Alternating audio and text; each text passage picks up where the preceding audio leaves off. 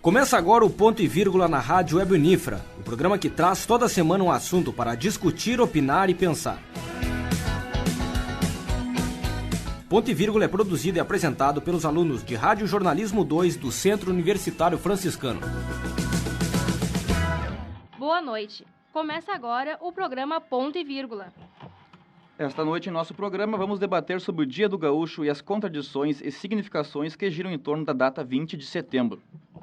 Em 20 de setembro de 1835, os farroupilhas, liderados por Bento Gonçalves, venciam o confronto da Ponte de Azenha e entravam na província de Porto Alegre. Começava assim a Guerra dos Farrapos, o mais duradouro conflito armado da história do Brasil, que resultou na declaração da independência do Rio Grande do Sul e deu origem à República do Piratini.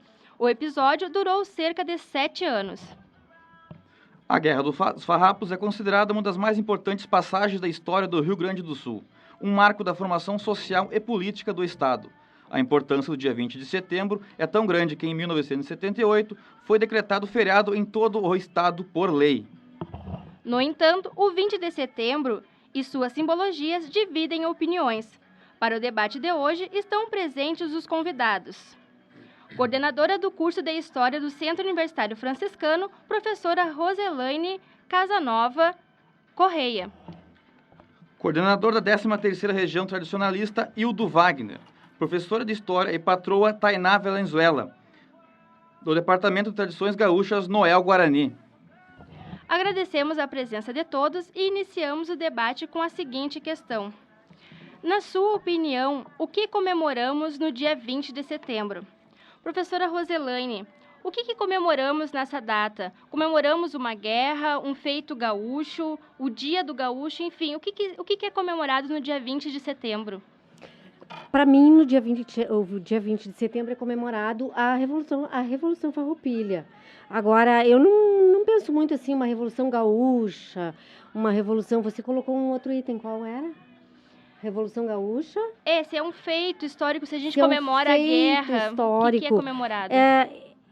Eu até hoje me pergunto, sabe que há anos eu ministro História do Rio Grande do Sul, até hoje eu me pergunto se é um feito histórico, se é uma revolução, se é uma guerra. Nós não usamos mais lá, né, a questão de guerra, mas eu sei que há segmentos que determinam por períodos, né, o que é guerra e o que é revolução. Eu penso assim que houve um grupo de estancieiros que estavam descontentes e que precisaram fazer algum movimento como em qualquer um outro estado. O que ocorre aqui no Rio Grande do Sul é que a própria Revolução Farroupilha ela vai ser revista novamente em outros vários conflitos. Então, é a partir da Revolução Farroupilha que se cria o que nós chamamos de mito gaúcho, né? Mas, nas demais revoluções, que é a de 23, anterior, de 1895 e 96, e 1923, se retoma muito a Revolução Farroupilha. Aí, novamente, a questão do herói, do mito do gaúcho, do homem valente, daquele que adora sangue, que cultua o sangue, que é bárbaro, que é, enfim, que é um matador contumaz, que ele ama a guerra. Eu não tenho esse entendimento que ele ama a guerra. Ele tinha um outro tipo de... É um outro período, nós temos que ir lá para o século XIX, para o início do século XIX, pensarmos o que era o século XIX na campanha gaúcha, na fronteira com a Argentina e Uruguai, sobretudo como se davam essas relações políticas entre o Rio Grande do Sul e a banda de lá, né, e a banda oriental. Como se dão essas relações, como que as pessoas se estabelecem numa fronteira que vai e volta, e que eles próprios, às vezes, não têm uma clareza de que nacionalidade eles são, os peões, sobretudo, né? Então, eu não vejo assim uma coisa como algo feito gaúcho, algo assim. Eu vejo mais como um movimento de uma classe, vamos dizer assim, de um segmento social dominante, que eram os estancieiros, que precisam se colocar melhor diante do governo imperial. E que, para isso, usam um contingente aí de milícias, né? Porque não é um exército armado. E isso, mas eu não penso muito num feito, num herói. Eu acho que é uma revolução como várias outras, com as suas especificidades, e que aconteceu por acaso ali. Mas aconteceram outras. A Balaiada, a Sabinada, que não tem a mesma proposta, mas que ocorreram mais ou menos num período de regências. Vamos agora falar com a Tainá. Tainá, você concorda? Para você, o que comemoramos no dia 20 de setembro? Bom, na verdade, o 20 de setembro ele foi uma data, né, escolhida quando resolveu comemorar o Dia do Gaúcho. A escolha da data 20 de setembro, evidentemente, rememora, né, o início desse movimento Farroupilha, porque era necessário, né, ter uma data de referência que pudesse realizar esse tipo de comemoração. Existe uma construção histórica muito grande em cima disso, também muito influenciada tanto pelo IHGB quanto pelo Instituto Histórico e Geográfico do Rio Grande do Sul, na questão da criação do personagem, da figura mítica e tudo mais. E isso aí vai influenciar muito na identidade que o Rio Grande do Sul assume, mais especificamente com o Instituto Geográfico do Rio Grande do Sul. Também eu concordo com a professora com relação a ser um movimento totalmente elitizado, né? A gente tem essa consciência, só que é um movimento também dentro de um contexto muito diferente, né, do que a gente pode imaginar do que a gente vive hoje, numa relação de fronteira bastante complexa, de um império que se estabelece no país poucos anos antes, né, do início da deflagração desse movimento, e aí um império que de repente vem e estabelece limites entre o que é do lado de cá, o que é do lado de lá, e aí a gente tem essa complicação da demarcação de fronteiras. Claro que ele foi um movimento que teve um cunho elitista. Acredito que ele recebeu um apelo popular no sentido de que, por mais que não fosse uma luta, se o escravo lutou, se o peão lutou, foi ludibriado por liberdade, provavelmente sim, mas no momento em que ele se envolve, né, ele acredita no que ele está fazendo, mesmo que aquilo seja uma ludibriação, enfim.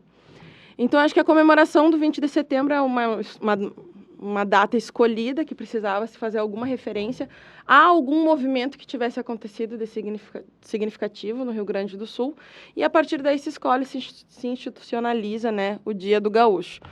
Muito existiu, provavelmente, um entendimento da população de que o gaúcho merecia ter um dia para si, para comemorar a si mesmo, e aí acaba se revisitando na história algum movimento que tenha tido mais relevância. Também, como a professora falou, vai ser um movimento que dá por base depois a influência ideológica dos movimentos que se seguem. Em 93, 23 e 30 também se tem muito dessa influência do que fora feito, né, dos Farroupilhas. Claro que também daí vem aquele tom de transformar em mito, né, como se o gaúcho fosse o grande herói, o grande homem, né, das coxilhas e do Pampa, mas isso é uma construção ideológica que toda a sociedade faz acerca de si e dos seus antepassados. Senhor Hildo, qual a sua visão em relação às comemorações do dia 20 de setembro? Bom, nós precisamos, na minha opinião, existe dois fatos. A Revolução Farroupilha em si, e temos depois a fundação do nosso movimento tradicionalista gaúcho. É evidente que cultuamos a Revolução Farroupilha, mas aqui eu faço uma ressalva que a origem não foi da República do Piratini, sim da República Rio-Grandense, e também o Piratini foi a primeira capital. E a guerra, no fato, ela durou 9 anos e 1 ano foi de revolução. Então, foi de 35 a 45 todo esse período. Então, veja bem, o que nós temos que comemorar dia 20? Nós temos que comemorar, antes de mais nada, as conquistas que nós tivemos a partir daquele fato histórico que é notório e é fato, que mesmo que os farrapos não tiveram vencido a guerra, foi a única guerra que os vencidos tiveram atendido todos os seus pedidos. Então, isso demonstra a vontade, o propósito de quem fez a guerra, no caso, a Guerra dos Farrapos. Então, veja bem, no dia 20, a gente, além de comemorar esses feitos, esses fatos aonde o Rio Grande do Sul, na verdade, se posicionou, e ele é forte, se posicionou perante ao Império, dizendo que estavam sendo menosprezado, vamos dizer assim. Então, eu acredito que dali gerou outras coisas. porque hoje nós temos um movimento tradicionalista gaúcho também, que a origem é outra, mas ele também se espelhou nesses fatos históricos e teve como base aqueles feitos. Então, realmente, eu acho que no dia 20 nós temos que considerar também e comemorar os fatos farroupilhas, as conquistas e também o que a gente conquistou depois. Então, nós temos muito que comemorar, não só os fatos da Revolução Farroupilha em si, que deu a origem a tudo o restante, como a professora citou no início e a professora Tainá também citou no início. Nós temos que comemorar sim, mas nós temos que comemorar mais as conquistas também mais recentes. Por isso que nós somos um estado diferenciado. O senhor concorda, então, que essa guerra e essas reivindicações, que nem sempre foram bem sucedidas, né? Tiveram alguns episódios que a gente pode questionáveis, serviram para dar visibilidade política ao Rio Grande do Sul, fizeram com que o Rio Grande do Sul, então, se colocasse como um estado importante perante o Brasil? Eu sempre digo que nós temos que mostrar que existimos. Esse é o primeiro passo. Então, o Rio Grande do Sul, ele precisava dizer que existia, porque realmente, na época, como foi citado pelo professor, os estancieiros, que tinha aquele problema dos impostos, o Rio Grande do Sul, pro Império, ele não tinha aquela visibilidade, aquela conotação, aquele status. Então, isso serviu sim para quê? Para que o estado do Rio Grande do Sul, a partir daí, fosse visto de uma maneira diferente. E isso é muito importante, ele teve uma existência a partir da Revolução Farroupilha. Professora, a senhora concorda? E, assim, esse fato da guerra e de todo como foi feito a paz, né, entre o Rio Grande do Sul e o Império Brasileiro, fez com que, mais adiante, então, o Rio Grande do Sul conseguisse colocar presidentes como Getúlio Vargas e outros personagens tão importantes do Rio Grande do Sul. Será que esse foi um passo, foi um caminho que o Rio Grande do Sul tomou? Não, definitivamente não acho, não penso assim. Eu penso que, concordo com o senhor Hildo Wagner, que dá visibilidade para o Estado, né? Algo que nós não tínhamos, porque, afinal de contas, até a década de 30, Brasil é São Paulo e Rio de Janeiro. Quer dizer, o café, e nós aqui, né, lidando e guardando fronteiras, porque era isso, né, era guardar fronteiras em detrimento da posse das terras. E aí fazia vista grossa, por exemplo, para o contrabando de gado, sobretudo, né, para o abigeato. Então, definitivamente, eu não concordo muito com a questão de que, a partir disso, nós vamos ser notados e seremos um Estado mais valorizado. Eu creio que, sim, nós fomos mais valorizados no decorrer do período histórico. Não foi por causa da Revolução Farroupilha. Foi um movimento que nós fizemos. E também algo que eu gostaria de salientar na fala do senhor Hildo, são três elementos, assim, ó. Todos os pedidos foram atendidos. Quais? Por quem? Né? O que Bento Gonçalves e Caxias tem aí? O senhor também fala em 3 palavras que me chamaram bastante atenção: feitos, fatos e conquistas. Tá. Houve feitos, fatos e conquistas. E muita morte. E muito sangue. Quer dizer, as descrições são horrendas. As descrições de 1893, que aí nós já tínhamos 60 anos quase, são horrendas, do Ambrose Bierce, por exemplo, né? Então, assim, quando se fala em conquistas, em feitos, e a construção do mito, e a construção do homem guerreiro, né? Que é o gaúcho, que eu costumo chamar do sul rio-grandense, parece que não houve aquela parcela da população que capitulou, que morreu. E daqueles não se fala do Bento e do Caxias. Então, me parece, assim, o mito é construído assim mesmo, né? Aí eu não diria, como professora de história, eu não diria se isso é felizmente ou infelizmente. Esse mito é construído em cima dos vencedores e vencidos, porque nesse caso há, sim, uma mudança, porque também ele é visto pelo lado dos vencidos, que, na verdade, se você for pensar, fomos vencidos por uma ótica, se não por outra. Por alguma ótica, nós fomos sim vencidos, né? Bento Gonçalves foi vencido. Então, assim, algo que eu acho que eu penso que é muito importante colocar esses fatos. É a isso que eu me refiro quando eu digo que nós precisamos pensar o movimento gaúcho, o movimento tradicionalista, também com derrotas. E admitir que elas ocorreram também.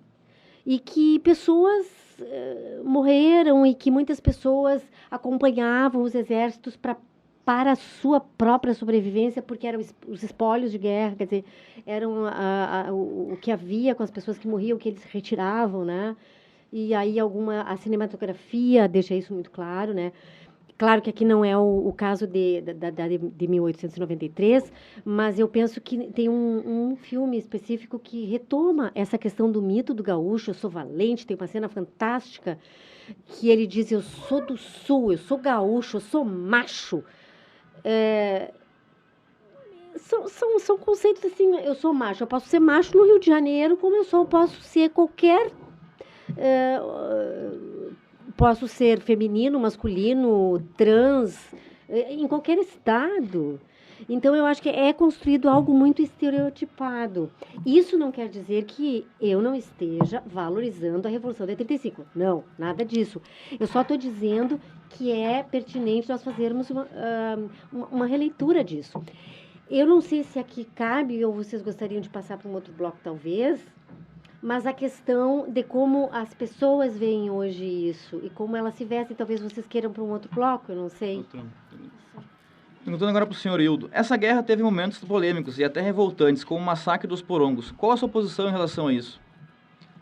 Eu acredito o seguinte, nós temos, como eu disse desde o início, nós temos que entender o porquê que aconteceu as coisas. Veja bem, a Revolução Farroupilha aconteceu, tivemos derrota, concordo com a professora, não justifica muitas vezes, porque os mortos nunca são lembrados, não é assim como a professora colocou, eu acho que realmente... Mas nós estamos falando em tradição gaúcha. Então, veja bem, a tradição gaúcha é um outro momento da história. O movimento tradicionalista gaúcho é um outro momento, e é um outro porquê que surgiu. Ele teve, sim, talvez como visão, aqueles fatos, aquelas valentias, que nem a professora citou, né, aquele machismo, né, da Revolução Farroupilha, mas o movimento tradicionalista gaúcho, ele se formou em 1947, por um outro motivo. Não é os mesmos motivos da Revolução Farroupilha. Claro que a Revolução Farroupilha, ela deu uma visão para criar um movimento. Então, nós temos que realmente separar as coisas. Hoje, nós temos uma cultura e uma tradição gaúcha que é feito pelo movimento tradicionalista gaúcho e todas as suas 30 regiões aqui no estado. Aqui, só na 13ª, qual eu sou coordenador, eu tenho 88 entidades, 17 municípios.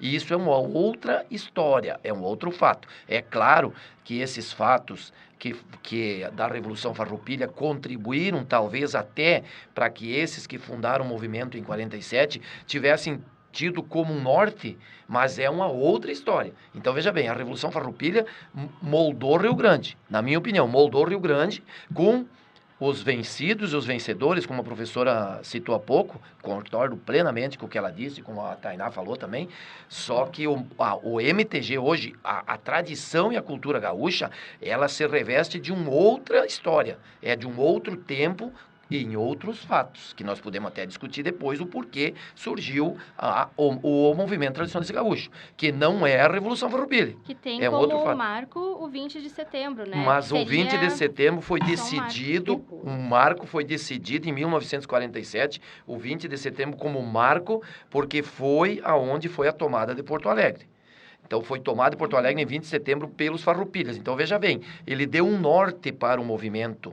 Ele deu um norte para aqueles jovens do Colégio de Castilho fazerem, não foi uma revolta armada, mas foi uma vontade de se criar e fazer a nossa cultura e dizer o porquê que o Rio Grande do Sul deveria tomar aquele posicionamento. Então, eles tiveram, o 20 de setembro é o marco que esses jovens em 47. Então, eles se basearam naquela tomada para fazer um outro movimento, que era um movimento que hoje nós chamamos de movimento tradicionalista gaúcho. Tá. Retomando um pouquinho, a professora Sara falou do mito do gaúcho, né? O Rio Grande do Sul foi um dos últimos estados a fazer parte do Brasil. O seu território ele foi disputado, ele foi conquistado através de guerras, de tratados. E ao conquistar essas guerras da Espanha, Portugal ficou sem recursos, então, para garantir os domínios do sul, e diante disso distribuiu, então, terras entre estancieiros militares, né, que garantiriam tanto a parte de produção, né, a lida com o gado, e também a defesa do território, né. E alguns viajantes da época, eles viam esse estancieiro como um homem rude, né, com armas na mão defendiam, então, a fronteira do Rio Grande do Sul. E aí eu pergunto para ti, Tainá, tu concorda que pode vir desse período algumas das características atribuídas ao gaúcho hoje, que é o homem do campo, o homem dos pampas, o homem rude, né, e o homem guerreiro? Acredita que venha desse período de formação do Estado? Sem dúvida, eu concordo contigo. Até isso eu queria citar até com relação ao que a professora havia falado, com relação à criação desse estereótipo, né, do ser homem, ser muito macho. Na verdade, o Rio Grande do Sul... É complicado, se a gente for imaginar até a realidade de hoje, tu chegar no interior, né, para aquele pessoal que mora no interior, que mora na campanha, e tentar falar de algumas questões que a cidade grande tem. Ele vai entender isso como uma falta de virtude, ele vai entender muitas coisas de uma forma distorcida. E isso é uma herança que a gente vem tendo ao longo de muitos anos. Então, de fato, o gaúcho ele se faz em cima de uma figura mais rude pelas condições no qual o Estado se formou. Então, claro que tu vai te apropriar dessa imagem já existente para formar uma identidade regional. Porque ainda essa identidade, ela ainda é vigente, ela é intensa se tu for viajar daqui pro campo. Quem tem relação com pessoas que moram no campo, eles vão te deixar muito claro o que é coisa de homem e o que não é coisa de homem. Foi a criação deles, é uma criação que ela tem séculos, ela não tem anos. Né? Então, de tu saber diferenciar que esse estereótipo ele existe, por mais que ele tenha sido forçado em alguns momentos, é impossível que ele tenha surgido aleatoriamente. Né? Isso é uma questão que a gente vê quando trabalha a questão do imaginário, quando trabalha a questão da identidade e tudo mais. Nunca nasce de uma forma aleatória. Então, é evidente que tem uma base. Então, a gente tem uma formação que ela vem... do lado oeste vem um coice espanhol e do lado leste vem um coice português. E ali no meio tem uma população que está tentando sobreviver. Como é que ele não vai ser acostumado à guerra? Ele vive a guerra. A guerra faz parte do cotidiano dele. Ou ele mata ou ele morre. Não é um prazer, uma admiração pelo sangue. Claro que isso, na hora que tu vai construir ideologicamente essa identidade, isso vai vir. E aí, claro, cada pessoa, conforme o período, conforme o governo, conforme, enfim, os objetivos, vai trabalhar essas questões e vai pegar esses detalhes. Porque o gaúcho é muito homem. Não é mais homem que ninguém, mas é que aqui se construiu uma necessidade de tu ser muito homem. A mulher, ela teve que se embrutecer um pouco para ela acompanhar o período da guerra. Né? Então, isso é uma questão muito forte. E aí que tu tem essa questão de ser mais rude, e aí isso acaba virando um estereótipo. Só que ele não é um estereótipo gratuito. Né? E uma coisa que eu acho importante, né, citar essa história dos vencidos e dos vencedores, o movimento trabalha assim, eu acho muito abrangente isso. Tem muita gente fazendo história dentro do movimento tradicionalista. Pode não ser, talvez, as pessoas que são os grandes ícones do movimento, seja no conselho diretor ou seja nas obras que são escritas pelo movimento, isso não quer dizer que todo tradicionalista use isso como Bíblia. Né? Tem muita gente que trabalha com história e que vem apresentando essa história justamente dos vencidos e não dos vencedores nos espaços que se cabem.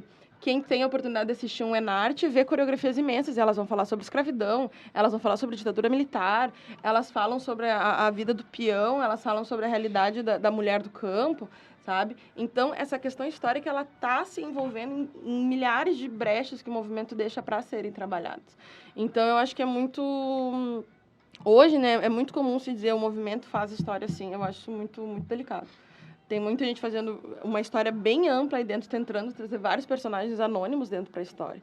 Só que geralmente aparece mais, né, se salta mais aos olhos esse modelo que vem sendo reproduzido meio positivista aí já ao longo de uns quantos anos. Até meados do século XIX eram chamados gaúchos os aventureiros, ladrões de gado e malfeitores. Homens sem lei e nem rei, que viviam nos campos. O termo gaúcho era aplicado aos mestiços de espanhóis e portugueses, com índios guaranis e tapes missioneiros. Professora Roselane, em relação ao tradicionalismo gaúcho, a cultura, a bombacha, chimarrão, o churrasco, as danças, isso realmente é a cultura gaúcha ou foi algo estereotipado ou algo que foi imposto, um folclore? Como seria? Eu acho que a questão não é muito se é cultura ou é folclore, porque nós teríamos assim que conceituar o que é cultura e o que é folclore. E para mim, eu acho que soa muito mais assim, é algo construído, independente se é cultuado ou se não é cultuado, mas o que mais importa é que assim, ó, a imagem que vai do Rio Grande do Sul, e nós já comentamos aqui, o Rio Grande do Sul tardiamente ele se integra ao Império, somente no século XVIII, e isso dá um atraso ao Estado imenso, né? A própria região, a própria questão geográfica de difícil acesso, aquela coisa toda que a gente já sabe. E aí se cria aí nessa fronteira vamos dizer assim, ó, todo esse tipo de homem que você citou anteriormente, o que anda de instância em instância, o que não tem lei, o que não tem governo, o que não tem casa, não tem família, imagina. Claro que não tem, ele tem que andar de instância em instância mesmo. Mas a questão da cultura, eu sempre coloco assim entre aspas, porque eu até hoje não consegui definir exatamente se é cultura ou é folclore. Eu creio que as pessoas mais ligadas ao movimento tradicionalista gaúcho, elas têm isso mais claro. Para nós, na academia, isso não é tão claro. E também com relação às pesquisas, e eu concordo plenamente que hoje existem pesquisas, e eu acho que a nova história cultural colaborou muitíssimo com isso, porque não se falava, né? Quer dizer, no domínio entre aspas, se entenda assim, ó, do marxismo, bom, é só a questão econômica. Então, nós vamos tratar Bento Gonçalves e a Revolução Farroupilha só sobre o viés econômico. Antes, lá no positivismo, bom, aí eram os heróis mesmo. Bom, mas com a nova história, nós começamos a pensar isso diferente e haver pesquisa acadêmica sobre também esses vencidos. Concordo plenamente, Tainá. Só que existe uma coisa que eu vou dizer assim, ó, existe um...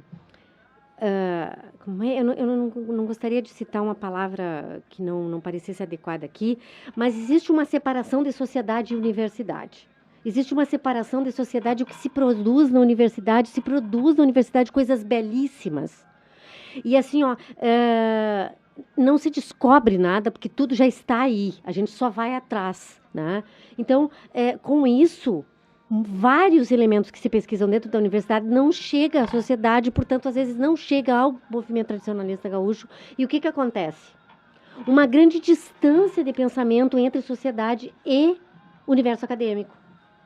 E não deveria ser assim. Eu acho que se nós pudéssemos, e isso eu não sei, eu não tenho receita de bolo para dizer como é que se faz isso, se nós pudéssemos dialogar mais a universidade, porque também existe uma outra coisa que eu acho danosa para todo mundo, que é ficar se digladiando de um lado a academia e de outro lado o movimento tradicionalista gaúcho e o 20 de setembro. Não, eu odeio, eu não uso bombacha, eu não boto vestido de prenda, eu não danço chula. Isso é uma coisa assim, ó, nós estamos nas ciências humanas em história. E se nós partimos do pressuposto que nós não podemos dialogar com o outro lado, que é o lado que acredita no mito, que acredita no herói, nós temos toda uma crítica em relação a isso, se nós não estamos discutindo isso, nós não estamos ainda no século XXI. A academia não chegou ainda no século XXI. O MTG também ainda não chegou no século XXI nas ideias.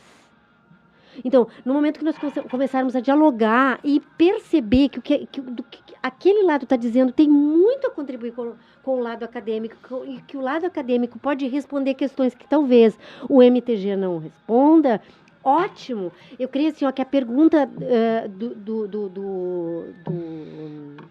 do Rodrigo ao seu Hildo com relação a porongos, quer dizer assim, ó, quem sabe se a gente não poderia fazer um debate sobre os porongos e ter assim, algo mais, não é assim, ó, foi assim porongos, o massacre de porongos foi assim, vamos discutir, o senhor tem uma ideia, eu tenho outra, mas vamos discutir. Então, eu penso, Rodrigo, que é isso que tem que ser, tem que haver esse diálogo maior.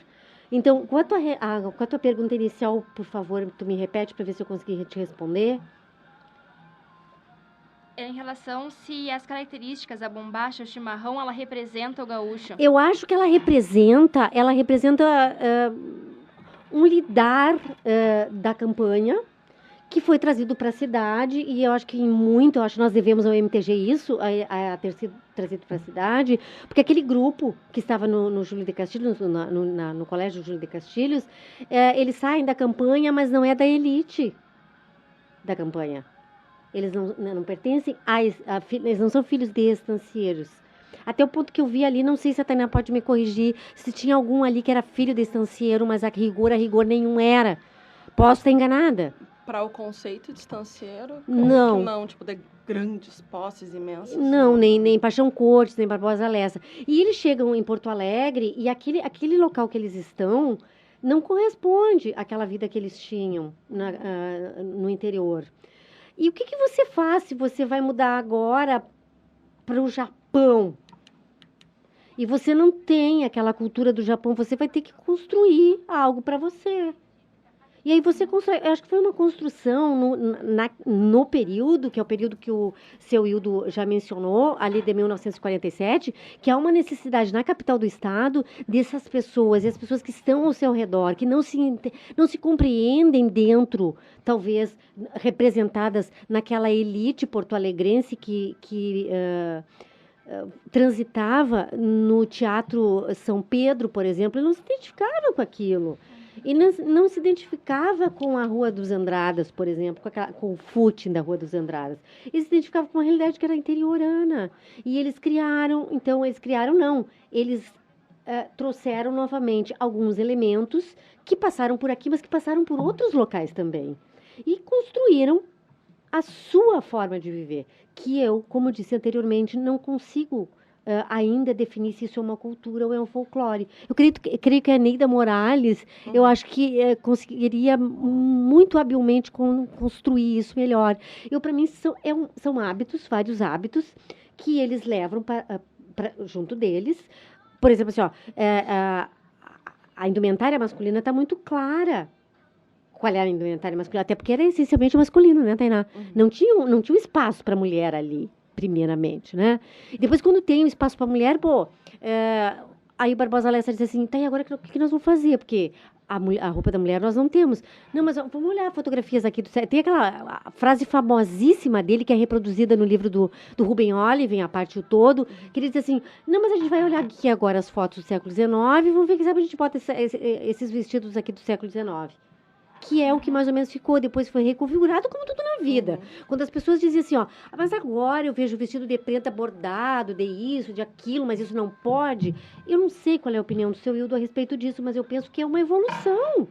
Você não pode continuar como 1947, porque nós estamos em 2013. Professora, em relação a essa questão, assim, é muito recorrente essa discussão da tradição gaúcha, né? Se é tradição, se é cultura, se é um folclore.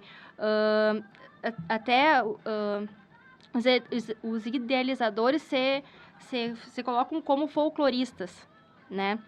Então, assim, essa tradição iniciada nos anos 40, só que, assim, o que a gente percebe é que tem muitas regras, né, nos CTGs, e para ser um folclore não pode ter regras, né? Então, assim, essa questão da indumentária masculina e principalmente a indumentária feminina, porque eu conheço a região dos Pampas ali, região de fronteira, e eu visualizei isso. Eu tenho parentes que trabalham para fora e que usam a bombacha, que usam o chapéu, que usam o lenço, a capa, enfim, toda a indumentária masculina no seu dia a dia. E não foi porque alguém falou, né? Não foi porque veio de algum lugar. É porque é a roupa, a vestimenta deles do campo, né? Mas a mulher não usa o vestido de prenda, nem no campo e nem na cidade. Então, assim, algumas dessas regras, eu queria que o senhor falasse um pouquinho se isso é tradição, se isso é folclore, como é que funciona isso nos CTGs, nos DTGs, enfim, nos centros tradicionalistas, porque eu acho que para a maioria dos gaúchos isso talvez seja uma barreira, sabe? Eu vejo isso muito como barreira, porque, assim, todo mundo cultua o chimarrão, né? É natural o chimarrão, é natural o churrasco, é natural tu escutar a música gaúcha. No Pampa é natural esse vestimento masculino, mas para a mulher não é natural usar o vestido, né? A mulher não se identifica, a não ser as que pertencem ou que são obrigadas a usar. O senhor poderia falar um pouquinho sobre isso para nós? Em primeiro lugar, ninguém é obrigado a usar nada. Nós temos que deixar bem claro. Essa pergunta não procede. A questão da indumentária. Nós vivemos numa sociedade, onde toda sociedade tem as suas regras. O movimento tradicionalista gaúcho não deixa de ser uma sociedade civil sem fins lucrativos, aonde tem suas regras. É como qualquer outra sociedade. Então nós temos que deixar claro. Como é que funciona a questão da indumentária? A indumentária realmente, o que tinha indumentária? Bombacha, o chimarrão já vem de épocas, que é a origem guarani, a professora de história pode me corrigir se eu estiver errado. A bombacha, ela é turca, ela veio para o estado, foi adotado porque o pessoal, como você disse, o pessoal usava, os homens. O vestido de prenda, ele tem uma história diferente. O vestido de prenda foi quando notou-se a necessidade de que a mulher acompanhasse o homem e não tinha, na época, uma vestimenta que fosse ser assim, na visão deles, que fosse uma vestimenta para acompanhar a bombacha, no caso. Veja bem, a bombacha, o casaco, a camisa, o lenço, né? A bombacha, a vestimenta masculina, que se chama de pilcha gaúcha, que depois foi denominado pilcha gaúcha. No início ela não era uma pilcha gaúcha, depois foi denominada. Então o que acontece? Aí criou-se o vestido de prenda. Mas o que acontecia? Por quê? Porque quando se criou o movimento tradicionalista gaúcho, por esses meninos lá, esses alunos, como a professora Roselaine falou, é que eles sentiram a necessidade de, quando eles vieram para a cidade, não era aquele mundo que eles viam. E eles viram que na cidade as coisas não eram aquilo que eles imaginavam. E nós às vezes a gente comenta, na época existia alguns modismos que vinham do exterior, até porque nós estávamos saindo da Grande Guerra, e os Estados Unidos, que até que me prova o contrário, eles sempre dizem eles ganharam, parece que não tinham aliado, né, professora? Então, o que é, né? Parece que não tinham aliado. E eles começaram a implantar o seu modelo econômico, e aí o que aconteceu? Esses alunos do Colégio de Castilho viram que o Rio Grande do Sul tinha coisa boa. Então, por isso que eles fizeram, que eles queriam era cultivar dizer que nós temos coisa boa aqui também, entendeu? Então, aí que se criou. Mas voltando à questão da indumentária, o que é tradição? Veja bem, existe todos...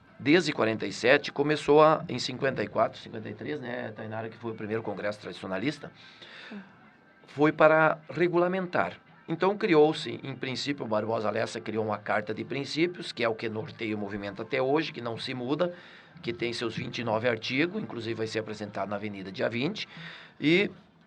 depois foi criando regras, como toda sociedade tem que ter regras, porque o povo precisa ter um meio de saber o que pode e o que não pode fazer, sempre cuidando dos nossos usos e costumes, porque... o que é tradição? Tradição, ela vem de pai para filho, é coisas que a gente vem migrando. Então, por que hoje as nossas entidades, a maioria tem aquele formato de galpões de fazenda? Foi porque, na época, esses meninos sentiram a necessidade do campo. Hoje, a tradição gaúcha, ela já está muito mais na cidade do que no próprio campo. Então, o que acontece? Cria-se normas, e essas normas são todos os anos, elas são referenciadas. Então, não se muda uma indumentária por bel prazer. Existem as convenções tradicionalistas sempre no final de junho, aonde a pessoa que achar que o vestido de prenda deverá mudar de jeito, ela tem que fazer uma pesquisa e tem que colocar um projeto nessa convenção, e ele é debatido entre todos os convencionais, que são 33 conselheiros e mais 30 coordenadores regionais, é debatido e a pessoa vai lá e explana a sua ideia, e tem os a favor, os contra, é feito um grande debate e depois vai para a votação. Então, a partir dali, passa a entrar nessa legislação que a gente chama a questão das mudanças nas nossas indumentárias. A pilcha gaúcha, que a gente chama. Mesma coisa a pilcha masculina. Até há 3 anos atrás, os florões que se usavam nas goiacas só tinha que ser a fivela, porque era uma tradição. Aí os florões foi provado em pesquisa que já se usava na estância. Então, não se muda assim do bel prazer, se muda debatendo através de projeto. Nessa última convenção, nós tivemos 52 propostas para onde vai de toda a legislação, desde o campeiro, desde do artístico, desde a indumentária, desde da encilha. Então, é debatido. E aí sim, se for aprovado, ele passa a ser. Mas é para a sociedade MTG. né? Então é evidente, quem não é do MTG, ele não tem obrigatoriedade de ir nos eventos, de outros eventos que não esteja dentro daquela legislação. Aí eu pergunto, como me fizeram uma pergunta esses dias, e esses modismos que aparecem nas lojas que vendem? Isso aí são modismos das lojas que vendem. Eu, por exemplo, eu gosto muito de um chapéu de palha, mas lá quando eu estou no meu trator, no meu cavalo, no meu campo, gosto muito. Mas aí quando eu vou para dentro do CTG, eu tenho que frequentar a sociedade da maneira que a sociedade se coloca. É a mesma coisa. A pilcha gaúcha não deixa de ser vamos comparar como uma farda. A aeronáutica existe uma farda, a marinha outra, o exército outra. Ninguém do exército usa a farda da marinha nem da aeronáutica ou vice-versa. Então é evidente, quem está ali dentro dessa sociedade é porque quer, porque acredita que é boa, concorda com aquelas normas e se veste de tal forma. Agora, não é obrigatório para quem não faz parte dessa sociedade. Então, nós não podemos dizer que, porque o cara não está pilchado adequado, ele não é gaúcho. Não, isso aí não tem nada a ver. Ele pode não fazer parte do movimento tradicionalista gaúcho, que é uma sociedade.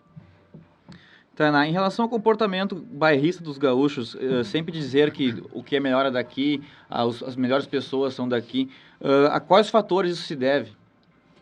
Eu acho que vai junto ali com essa construção identitária, isso muito forte.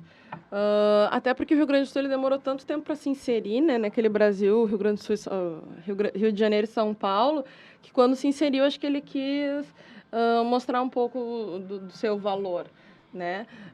Também é citar a questão do Vargas, né, quando ele assume a presidência do Brasil sendo um gaúcho, né, em uma fase em que mal se sabia, né, o que era o Rio Grande do Sul, se ele era uma província. Nessa questão, Tainá, eu queria te perguntar assim, durante o governo do Vargas, do Estado Novo, foi criada uma identidade nacional, né? Tanto é que a cultura italiana, a cultura alemã, ela foi reprimida, né? Em prol de uma identidade nacional e foi eleito, então, o barroco como identidade nacional. Vocês, gostaria de perguntar tanto para ti quanto para o senhor Hildo, vocês atribuem, então, esse levante tradicionalista que teve no Rio Grande do Sul como uma forma de se impor perante essa identidade nacional, que é uma identidade que não era nossa, porque o barroco, apesar de termos igrejas barrocas no Rio Grande do Sul, ela não é uma identidade que nos representa. Você acredita que esse levante, então, foi uma forma de mostrar, não, nós temos cultura, a gente não... A gente quer mostrar a nossa identidade também? Sim, eu acredito que sim. Até porque o Estado Novo ele vem de 37 a 45, né? E o movimento tradicionalista, o movimento esse do Júlio de Castilhos, ele vem em 47. Né? Então, é necessário que acabe a Segunda Guerra, é necessário que os governos totalitários caiam, é necessário que caia junto, como caiu o nazismo, o fascismo, caia o Estado Novo, para que se possa ter uma possibilidade de se falar em regionalismo. Com o Estado Novo, eu não posso ser regional. O Estado Novo não me permite isso. Então, eu acho que essa gurizada, como a gente diz, né, que vem do interior para Porto Alegre, pega aquela Porto Alegre urbanizada, aquela Porto Alegre imitando um pouco dos Estados Unidos, imitando um pouco da Europa, eles querem encontrar, pelo menos, um lugar onde eles possam se sentir em casa. Então, assim que o Estado Novo cai, leva aí 2 anos e aí eles vão conseguir se organizar para tentar trazer um pouco dessas questões que eram pertinentes à vida deles anterior à ida para Porto Alegre. Eles tentam rememorar isso, né? E aí acaba surgindo um movimento tradicionalista. Acho que é bastante relacionado ao fim do Estado Novo, sim. Porque, né, com o Estado Novo, o regionalismo ele não seria viável. Então, é necessário que ele caia até que se chegue a esse momento, né? Até porque esses jovens, eles tinham um propósito, sim. A sua pergunta é muito pertinente. Como a Tainá falou, eles queriam dizer que o que nós temos aqui tem que ser valorizado, é nosso. Nós temos uma cultura, nós somos um Estado que, na visão de época... que se impôs através da Guerra dos Farrapos, já essa guerra mesmo já veio para que o Estado se projetasse, como isso aí é a história. Então, eles queriam realmente dizer que nós temos uma coisa particular nossa, e eu acho que eles fizeram esse não é um levante, na verdade, eles formaram um grupo para dizer que o que nós temos aqui é bom, é nosso. Nós podemos, sim, cultuar o que é nosso. E fazer, por que o Estado do Rio Grande do Sul ele é diferente? Ele é diferenciado, ele tem uma cultura própria, por causa disso. Porque eles vieram e disseram, espera aí só um pouquinho, será que o que nós temos aqui não serve mais, vamos pegar o que vem externamente, não que o de fora também não seja bom, mas eu acho que valorizar o que é nosso, aí sim, aí eu acho que entra aquela questão do bairrismo. Aí eles vieram e disseram, não, foram um pouquinho até bairristas e disseram assim, o que nós temos aqui não, é nosso, é bom, e vamos cultuar, vamos dizer que isso também faz parte do nosso estado. E é por isso que hoje o Rio Grande do Sul é um estado diferenciado. Desculpa, posso só complementar rapidinho? Só a questão do barroco também, que tu comentaste. Por exemplo, nas missões jesuíticas, né, muito se adotou o estilo barroco.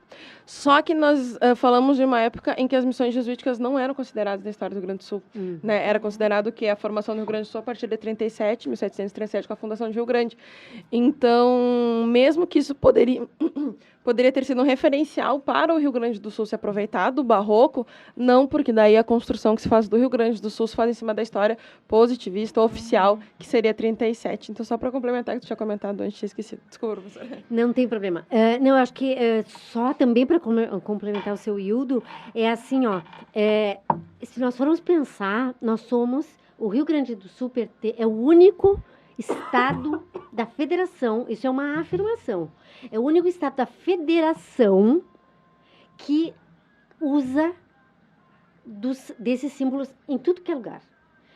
A bandeira do Rio Grande do Sul, o hino do Rio Grande do Sul, e aí você vai dizer assim, ó, não, para lá, Grêmio Internacional não é nada disso. Não, é isso.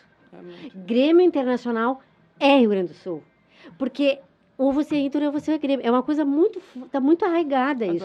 Então, assim, ó, se você olhar, você passa na rua, na qualquer rua do centro da cidade, você passa por 10, 20, 30 carros.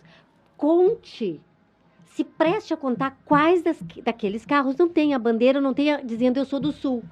Então, isso é o quê? É se agregar em alguns aspectos, em alguns elementos que digam eu sou diferente de lá. Ou seja, eu preciso ser diferente para pertencer ao Brasil. Eu preciso ser diferente. Então, primeiro eu sou gaúcho e depois eu sou brasileiro.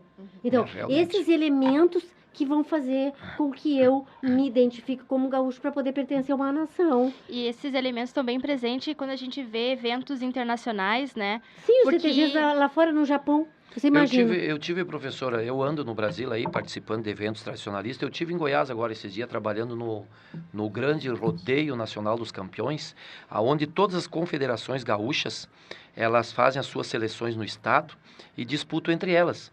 E como eu estava lá também fazendo reportagem para algumas rádios aqui de Santa Maria, a gente entrevista muito criança. E criança lá da Amazônia Ocidental, por exemplo, que conta a história aqui do Rio Grande do Sul, com a nossa indumentária exatamente igual à nossa. E conta a história aqui do Rio Grande do Sul que muitos que são daqui não conhecem. Porque a nossa tradição gaúcha, ela não é mais gaúcha, ela é tradição gaúcha brasileira e até fora deles. Por quê? Porque parece que a pessoa precisa sair daqui do Sul para sentir saudade e valorizar o Sul. E se pergunta para uma pessoa dessas lá de Campo Grande, Mato Grosso, Bahia, que a gente estavam lá, eu conversei com todos, eles se emocionam contando a nossa história. Aí a gente pergunta para a criancinha de 2 anos, tu conhece o Rio Grande? Não.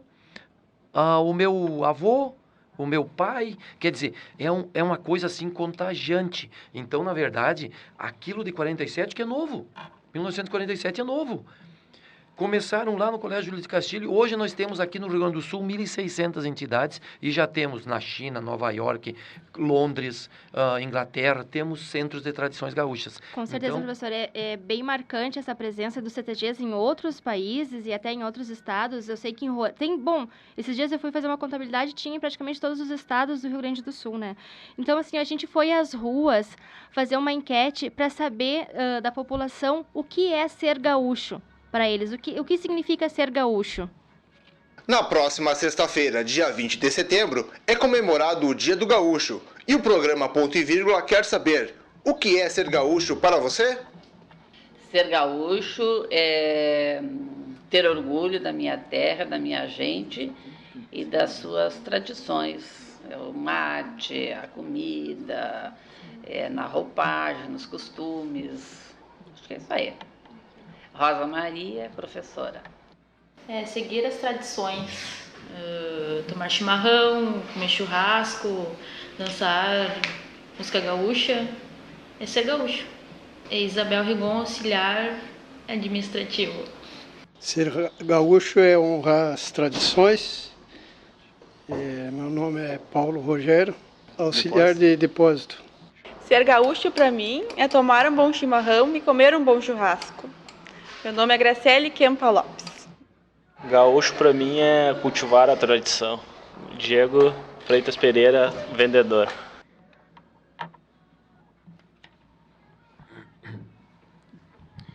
Por fim, gostaríamos que todos os convidados respondessem nossa última questão.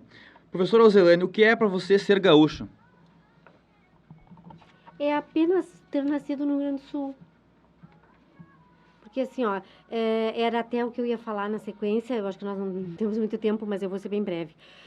Nós pensamos muito nesse Rio Grande do Sul, que se identifica com vários elementos para poder se diferenciar do resto, mas do país, mas para pertencer ao país.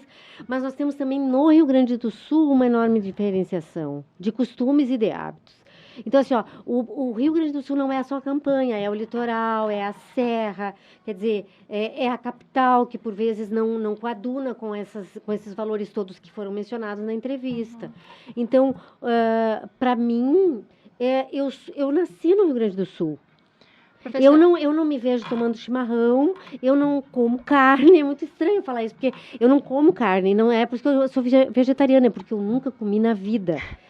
Então, professora, para a senhora, então, nascer no Rio Grande do Sul é o símbolo de ser gaúcho. E para ti, Tamar, o que é ser gaúcho para você? Olha, claro que vai da condição de onde a gente nasceu, né? Mas eu acho, para mim, pelo menos, já é uma realidade bem diferente da professora, até porque eu me inseri no movimento tradicionalista por opção. E aí acabei cursando história muito por ter me envolvido no meio tradicionalista. É difícil fazer uma definição, né, do ser gaúcho.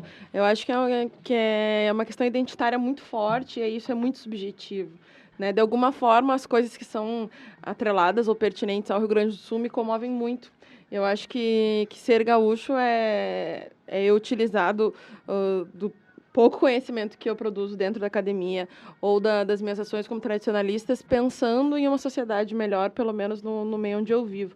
Eu acho que fazendo isso eu me sinto mais gaúcha e usando da cultura que eu busco praticar pelo bem do outro. E para o senhor Hildo, em poucas palavras, o que é ser gaúcho? Bom, ser gaúcho, eu acredito que ser gaúcho mesmo é querer que o nosso estado venha e continue evoluindo. E ser gaúcho é auxiliar o estado. Nós temos que auxiliar o estado para, antes de mais nada, nós temos que ajudar ele a solucionar os seus problemas.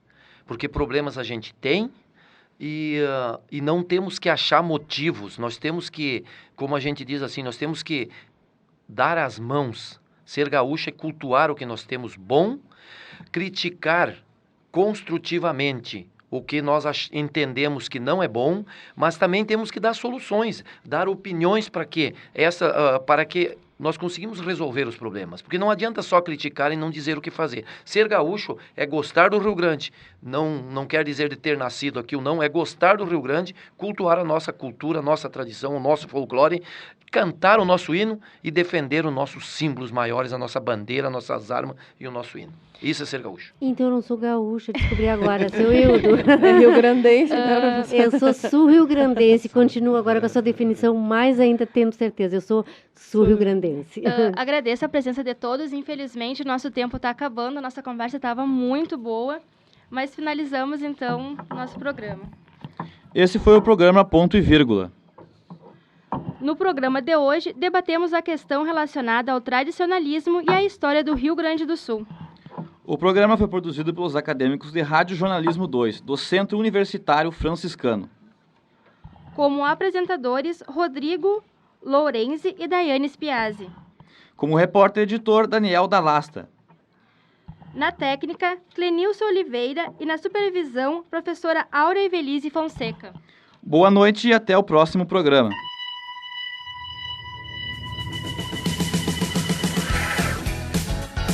Ficamos por aqui. Ponto e Vírgula vai ao ar pela Rádio Web Unifra.